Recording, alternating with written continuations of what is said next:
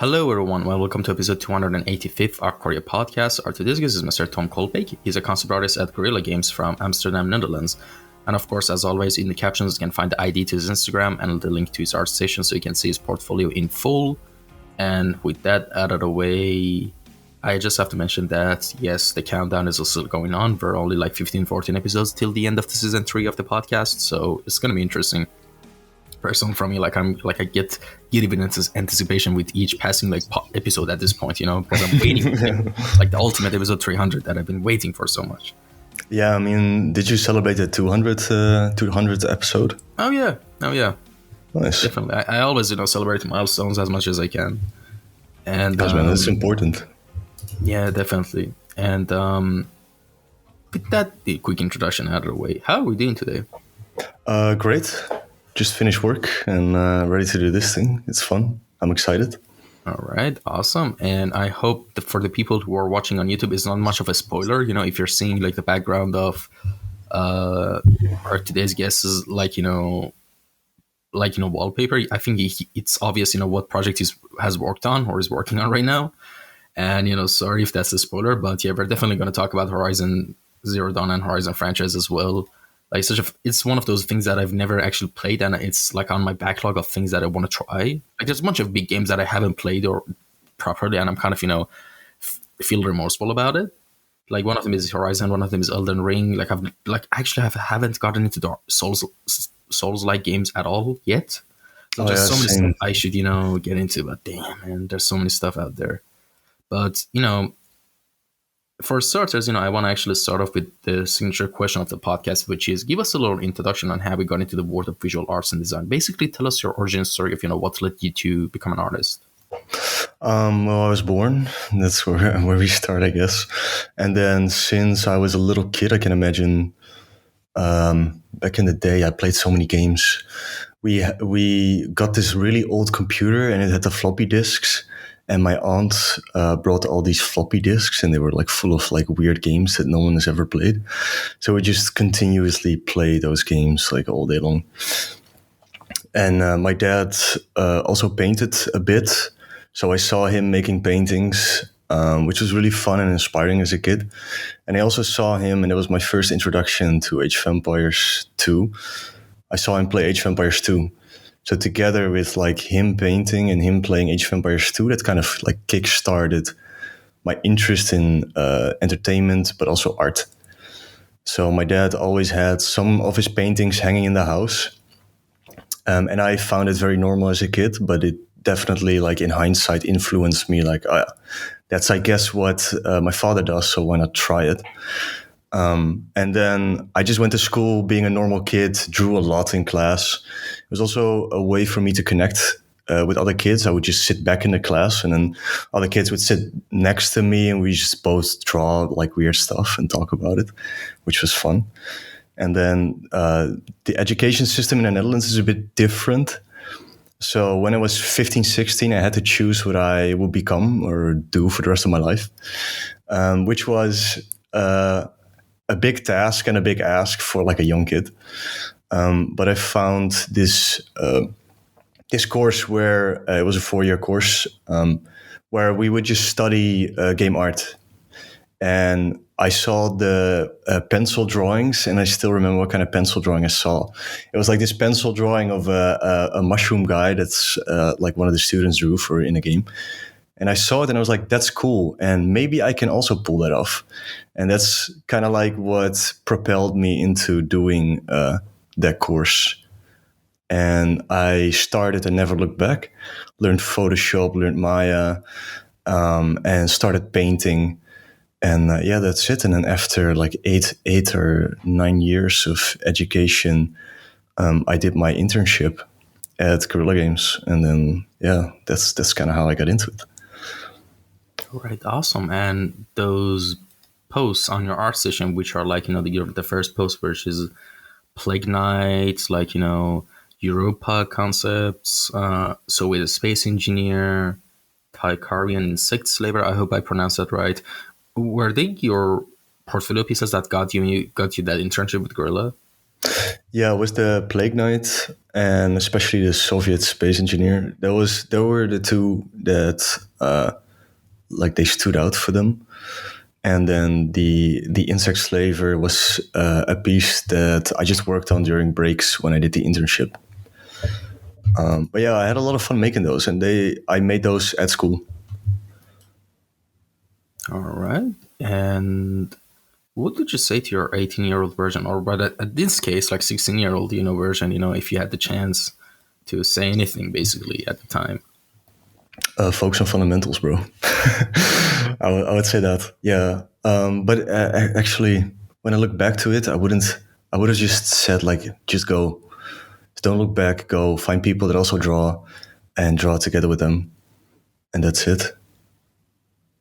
But yeah, strong fundamentals, man. That would have been really nice because at school they gave us a couple of classes of drawing and drawing fundamentals, but it was so limited. So I would have loved to have a more of a traditional art background and have like really strong fundamentals at school. All right, interesting. And well, what is your main branch of design right now that you're focusing on? And tell us about your experience from the start of it until now. Of course, in the introduction, I mentioned that you're a concept artist, and you also explained, throughout your story that you're a concept artist. But I was wondering, out of all those positions in the industry, what led you to choose concept art out of everything else? And basically tell us about your experience, so far, being working as a concept artist in the past couple of years. Yeah, so what's super interesting about concept art is people come up with an idea and then you start drawing it. So when you start with a game or a game idea, there's going to be prototyping on the site, like in code, just prototype the gameplay. But it just looks, it's just gameplay, and it's just squares and circles that are moving around, or just gray models that are in the game. And you as a concept artist can say like, all right, I have this idea. I can find cool references, stuff that I experienced, stuff that I've seen, stuff that I like, and just create a visual out of that and create a style of the game. I think that's such a powerful and like super interesting thing to do in life. You have this big project, be it movie or game, and they just say like, "Hey, we need visuals. Can you do this?" And then you say, "Oh, like this," and then they say yes, or they say, "No, tweak it a bit." I think being at the forefront of like game design, yeah, it's super interesting and exciting. And inside of concept art, there's what I really like is I love culture and I love history.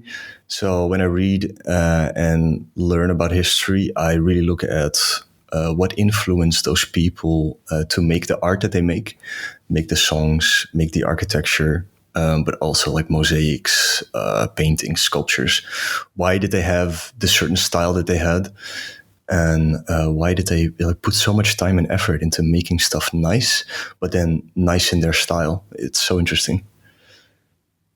And right now, the industry is going a little bit of a dystopian route, which is like, instead of like telling a concept artist to just, tell their idea and, get a visual, they're doing something else to get the visual, which, that's a whole nother topic, and Jesus. I think, for anyone who hasn't really understood what we're talking about AI. So yeah, that's a boogeyman right now in the industry. And yeah, we can skip back. Sorry for even bringing this up, but yeah, it's just No, like, that's fine. really, it's just It's like a interesting. shame, honestly, Yeah, that's how it feels. Yeah, it's completely screwed right now because there's no one who can make like ethical art out of AI. So everyone is.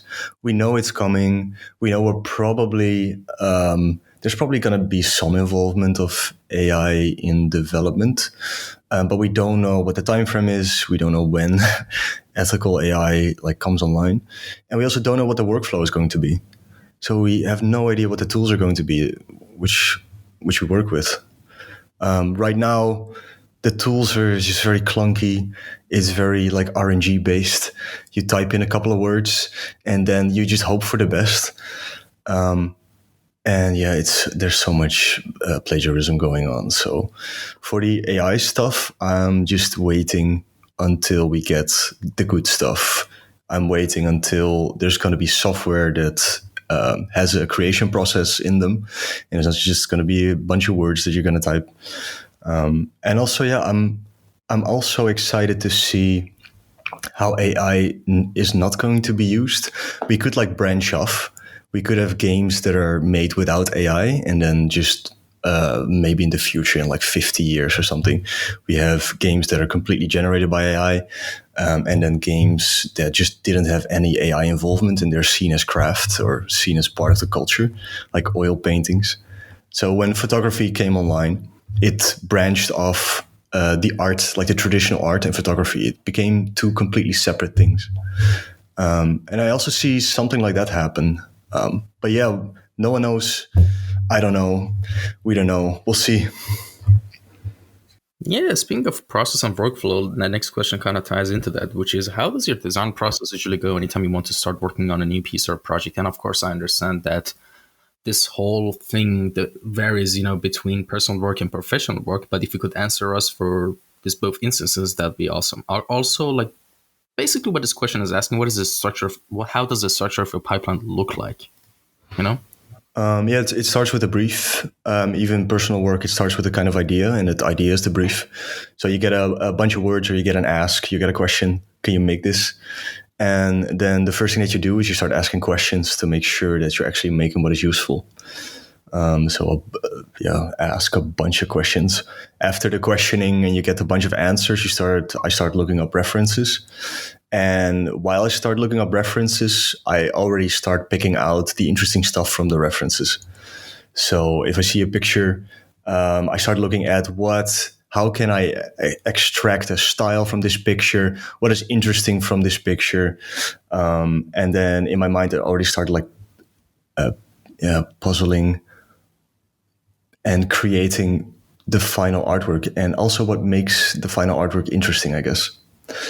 Reference finding is very important to me.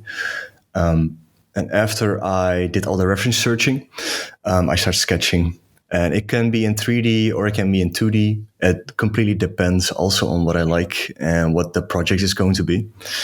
And after that, I have developed several workflows that I like.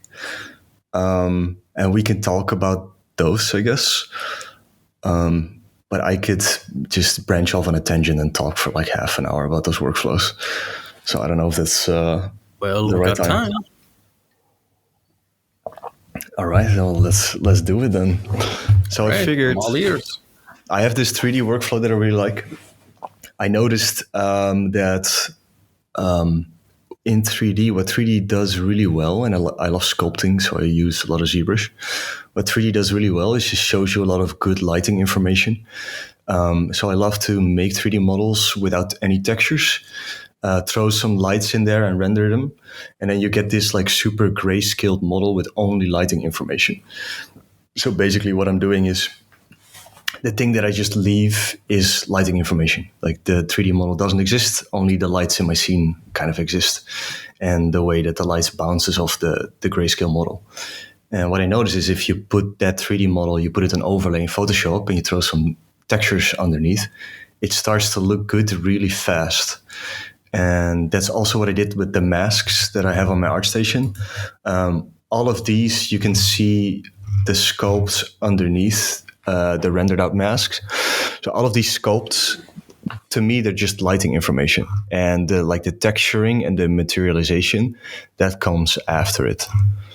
So I really enjoy that workflow because the sculpting is fun, and then like you pop one texture underneath like the overlain 3D model, and it just starts to shine. Makes me happy. Another workflow that I love is just fucking painting, man. Just Keikai Kotaki, old school. You just grab a couple of brushes and you start painting in Photoshop. And like that process and iterating on the painting that you're making it's still super fun. I love it. All right. And was that all on that side of the question? So that's for the work that I'm mostly doing. I've also stepped into environment concept art, which I started exploring during the DLC that we're making. And it was really fun to learn because I was like, okay, what kind of solution am I going to use to make environments? And I started learning Blender and just used Blender, and it was really fun as well. So I guess it's like the basic Blender workflow that most people use. Like you model a couple of models, you get some models from or other people that already made some stuff. Like when the big bonus of working in an office where other people also working on the same project that you're working on is they're making 3D models that you also can use. So like there was a lot of like exchange of stuff, and it makes like the kit bashing of your scene like very easy, and you also contributed to that kit bash. So that's also super fun and collaborative. Yeah, awesome. And now here's the thing. There's an interesting question topic we can delve into, which is what are some of your favorite franchises that have inspired you the most since you were since from your childhood till now? That are your favorite, have inspired you, and you just love them. Whether it be movie franchises, book franchises, video game franchises, more importantly. Like, could you tell us some of your favorite stuff? And well, the first one is a meme one, but it's SpongeBob. I fucking love SpongeBob. It's incredibly stupid but beautiful at the same time. What really inspires me in terms of art, and like the SpongeBob stills are also still amazing, like the oil paints that they sometimes have. It's fucking great. Lord of the Rings is like a pillar to me. Also, the sketches that they did for Lord of the Rings, the Weta Workshop stuff, is really, really good. I think it was Weta. Yeah, fucking, I love Lord of the Rings. And also because it's such a cultural pillar here. Everyone knows Lord of the Rings. Your grandma knows Lord of the Rings. It was really impactful. So it always stood by me. The same as Harry Potter, but it's a bit less on the design aspect, but more on like the cultural pillar aspect. Let's see. So I love those. Also the moods that they give. It's not necessarily always the designs, but sometimes it's also just the feeling that you get when you watch the movies. Because in the end, if you look at a picture, like that's also amazing. Like what you do as an artist is also you create a picture and people look at it and they get a certain feeling, and your brain like pops up certain references when you look at the image. So you're generating this aesthetic, this box of emotions in people's brain when you show them your art or other people's art. I think that's super powerful. So every project or every film or every game that really does that, like it does it in a way that sticks, is stuff that I really enjoy. In terms of games, I love the Stronghold franchise.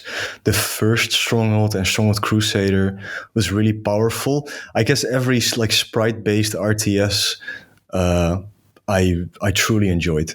Also because if you look at today's RTSs, they still struggle with getting the same quality of art in their RTS.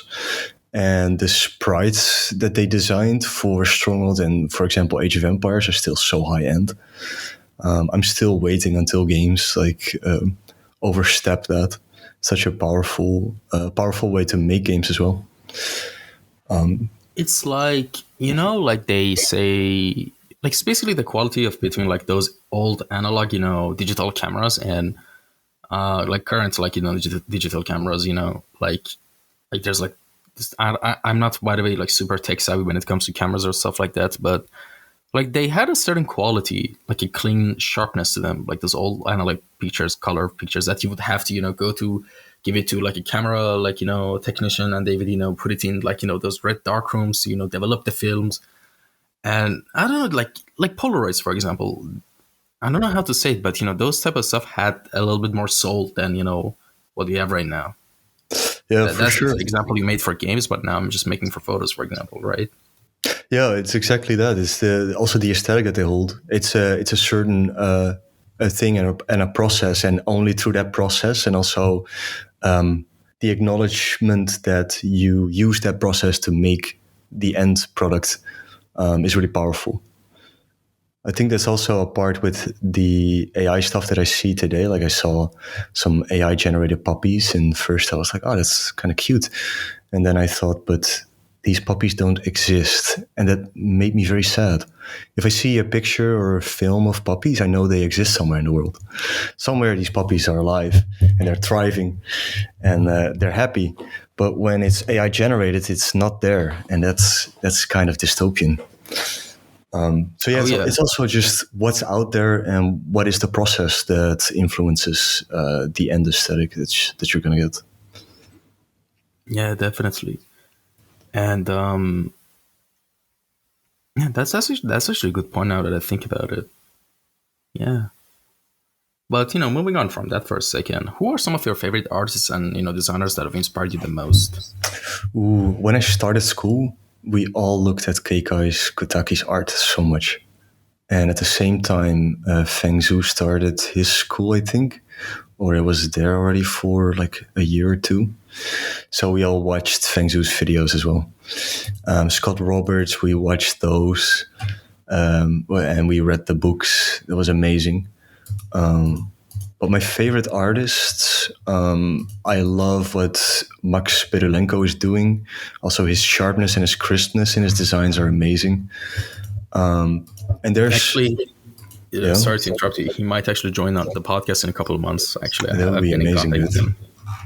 I'd love to pick his brain about his design process because it's beautiful and it's crisp. I love it. And another artist, I only know his tag name on ArtStation. He's called Insist, and he creates these beautiful characters with a lot of great emotions. Sometimes it's kind of grimy, sometimes it's kind of dark, but yeah, the emotion that he conveys through his artwork is phenomenal. I love it. All right. And what is the main subject of your artworks, and what made them interesting to you? Like basically, what I'm asking is, what is your personal favorite genre of art? Unexplored art, anything that has to do with culture and unexplored Actually, culture. anything. What is your no, not unexplored, just your favorite, genre of art in general? Fantasy, um, and then grounded in reality. I really love that. So fantasy, like giant swords, it's fun, and it's cool. But that's also why I love what Max is doing. The feel that he gives through it, like his fantasy art, it feels so grounded. It feels like I can walk through those streets and look up to those buildings. But it doesn't exist, and the culture that he designs also doesn't exist. I really like when these art pieces give you a sense of place, and it's like in this fantasy realm. So yeah,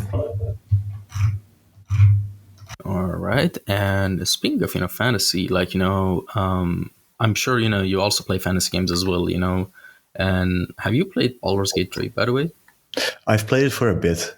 I had a lot of fun. I should definitely continue. All right. And now speaking of like art styles at this point, how would you, in your experience, would describe the whole process of developing your art style as an artist? Because I'm sure there are a lot of artists, juniors who might be listening, and they're thinking of how it's like a big mystery, and I'm sure you remember maybe yourself when you were younger and less experienced, coming up. You looked up to a lot of these great artists that you mentioned, but in your opinion, what is the best way to develop one's art style? Well, you got to start with a strong foundation. So you learn the fundamentals, and then you learn different software packages. So you're gonna need a couple of solutions. Sometimes you need a 3D solution, and you need to design some 3D stuff. Sometimes 2D is also enough. And then on top of that, you want to be able to at least try out the different styles that are out there. So you have very realistic and you have very stylized. And within those styles, you have like a million sub-styles. So I think after the entire journey of learning the fundamentals, trying out different software packages, and trying out a couple of different styles, you start to notice that when you just boot up your PC and you start drawing, you start to gravitate towards a certain aesthetic. And when you just do that, you're a bit tired, but you're still like, okay, I just gotta draw a bit more. You start to gravitate towards a certain aesthetic that just comes a bit more easier to you. And I think that if you develop that, that would definitely be like a unique and fresh style. But most artists and myself as well didn't recognize while we were painting a lot was that the stuff that you're painting already has your own style embedded into it. Like you can look for it and amplify it, but you already have your own style. Like the second that you start drawing lines on a piece of paper, that's already your own style. So I would just say like good fundamentals, learn the software packages, and then just let your own style grow. Just draw a bunch of stuff, and one day you're like, hey, this kind of looks different than what the other people are making. So yeah. All right, makes sense. And what other non-art related stuff you got going on in your life that are completely non-art related, by the way? Yeah. So next to painting and doing some 3D modeling and doing some environments, I really love making furniture. I don't do it that much anymore, but working with wood, I really like. I really like making stuff that is useful, and also you can give your own aesthetic to it. So yeah, making some furniture, it's nice. Also sculpting, I want to get into like clay sculpting. It's also really cool. But yeah, it's just like functional art or functional aesthetics. It's really cool. Yeah, it's like when you put like, a stack couple of cinder blocks and 2x4s together and make a bookshelf, kind of like that. Yeah, That's a very basic way of putting it, but yeah. Yeah. But it's also like what makes culture. So back in the day when people were out in the forest and just foraging and stuff, like you start making furniture or a chair, and then you're getting a bit bored because it's raining a lot. It's raining season. You're just sitting inside, and you're like, I can just like kind of chip away at my chair, maybe make it nice, and then suddenly you have a very like European style chair, and then you're in the desert and you're in your tent, and there's a sandstorm and you're kind of bored. And you have, I don't know, this carpet that you're weaving, and you're like, why not just put a bit of extra time in it and make it cool, and you get like a super specific cultural aesthetic. So that's what I like about the functional, like making the functional aesthetic. It's very tied to the influences and the culture that you're in, especially back in the day. Oh yeah, definitely. And like for me, like for example, right now I have like a bedside like table. It's not an actual table. It's just an empty cardboard box that I had, and I just wrapped plastic around it and put a little like pretty like cloth on it, and it's easy, very cheap, like kind of functional table. And I even carved out the middle of it, so it's like a shelf as well. So yeah, I kind of like doing this stuff like this as well. It's kind of enjoyable. And I think I've heard and read somewhere, because I watched this YouTube video about the Dutch culture, and it's like a thing where people get something for cheap, like not necessarily by being cheap, but it's like like being smart about something, and this also could, I think, tie to this as well, like making something yourself, and you didn't pay for it, and it does the job well, and that's has a feeling of satisfaction tied to it. It does, yeah. And that feeling of satisfaction is something that's so old. It's ancient. Like you made something that's useful and it's beautiful, and like, holy shit, yeah, makes your brain happy. Oh yeah, definitely. I can definitely relate to that sort of mindset as well. Yeah, like another example I could give was one time, like I think about 3 years ago actually. The apartment I'm in right now, I was still in this apartment, so my upstairs neighbor had some pipe problems. So randomly, a lot of water started leaking from the roof of my house, and I was just freaking out. And I told the people downstairs, "Hey, fix this stuff, please." And they said, "All right, we cut the water to the floor above me, so to start repairs." But still, water was leaking, because there was some. Yeah, so what I did was I filled like my pot with a lot of toilet paper so it would absorb water, because I was going to sleep and I couldn't like keep changing and refilling the thing. And I just put it up there, and in the morning when I wanted to get it, I was like, please don't let it don't let it be overflowed. And it wasn't. It was just a lot of like meshed up like toilet paper with water. So I took that out, and out of anger, I started wrestling it, and guess what I made? Paper mache without realizing. And Yeah. I actually turned it into a sculpture of a face. Like, it was so fun. And I bought acrylic and I painted on it. Like, I have it in my shelf. I'll show it to you after the recording. Yeah, I nice, can show dude. it right now. Yeah. But then that made me so happy. Like, out of a negative, annoying situation, I made something. I made art. Yeah, but that's it. The entire process just may also like geared up your brain to be really excited about this and happy about the artwork. So that's It's like yeah, taking that's a cool story. it's like taking something negative and just say, all right, I made a cool sculptures out of it. It's not all bad. And yeah, and speaking of I don't know, artworks in games as well, like just production in art. I think this could apply as well, like this sort of memories and stuff that could happen. Like, for example, you're working on a project, like let's say an asset, and you're working for it as a practice for months, and you messed up something along your workflow. So now all your steps have been done wrong, so you just leave it. But then you may realize, hey, maybe I can just use like put this like wrongly made asset in Blender and just use a silhouette and take a screenshot and use it as a reference for my other artwork. Stuff like Yeah, that for could sure. always happen. Yeah, all Like, these like happy mistakes, happy accidents, and then you use them. You twist it and you use them. Yeah, that's also kind of like the gold in between the process. Like sometimes without like without wanting it, you create something that's actually better than what you wanted to create. And also like from mistakes, beautiful things can happen, which is it's all tied into like these super deep life lessons, and you're just pulling it to the surface.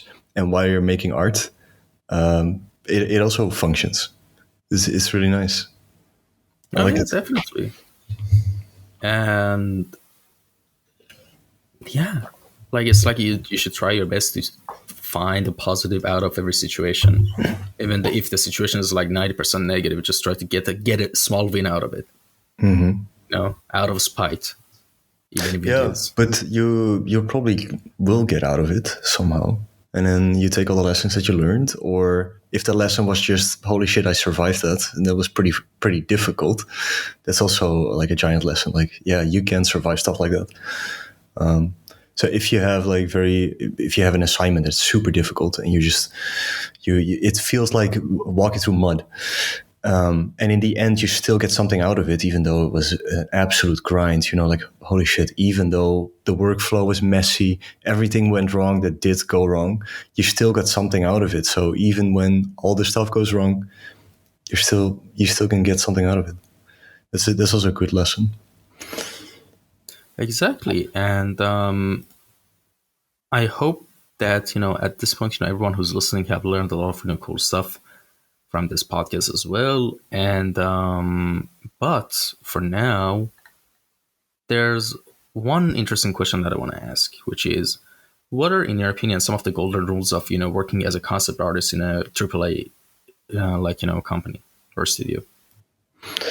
Well, that's a difficult question because it's so personal. So everyone has their own unique strengths.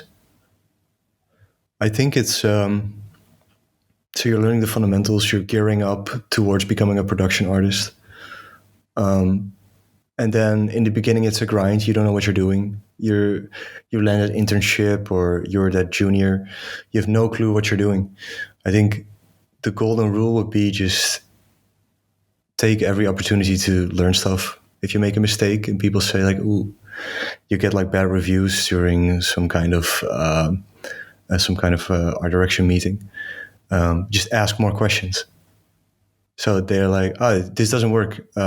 We cannot use this for the game," and then you just ask more questions, and then until they're like, "All right, just these are all the answers to your questions." You take all the answers. You can piece like the next step together. It won't be perfect, but the next time that you get the opportunity, you ask all the questions again, and you start piecing your path forward together again, and you just keep on doing it until you become good at it. I think that's something that's useful. All right. And with that being said, we've reached the final question and section of the podcast, which is called Time Capsule. And basically, how it goes, it's kind of go like this. What are some of the most important lessons and valuable tips that you could, tell us, that you've learned in your life so far as a human? So it's not an art question, by the way. Oh So yeah, what are that's an easy one. yeah, Everything is more fun with friends. that's awesome. I love that answer. If you have great times, they're better with friends. If you have shitty times, they're better with friends. Also, the art grind is better with friends. Everything is better than friends. Yeah. Well, yeah. To clarify, not I don't think necessarily everything, but yeah, it's good. Yeah. Fair point. Yeah. But let's not be nitpicky and weird. But everything is fun with friends. Yeah. And with that being said, thank you so much for taking the time out of your schedule and joining us for this podcast. Where can people contact you if they had any questions in your Instagram accounts? Okay. Yeah. Instagram and ArtStation. And thanks so much. Oh, my pleasure. And yeah, again, thank you so much for coming by. And thank you to anyone who tuned in and listened or watched this episode. I hope you enjoyed it as well. Yes, we are reaching episode 300 very soon. I hope that's not very annoying of me to keep repeating this every episode right now. But I'm kind of excited about that thing. And we'll see how it goes. Today was April 18th, 2024. Right now, Istanbul time is 7:37 p.m. What time is it there in Amsterdam right now? 18:37. So this podcast has been officially booked in the history of the podcast right now, this episode. And I hope you enjoyed it. Take care, everyone. Stay safe. Till next episode. Bye-bye.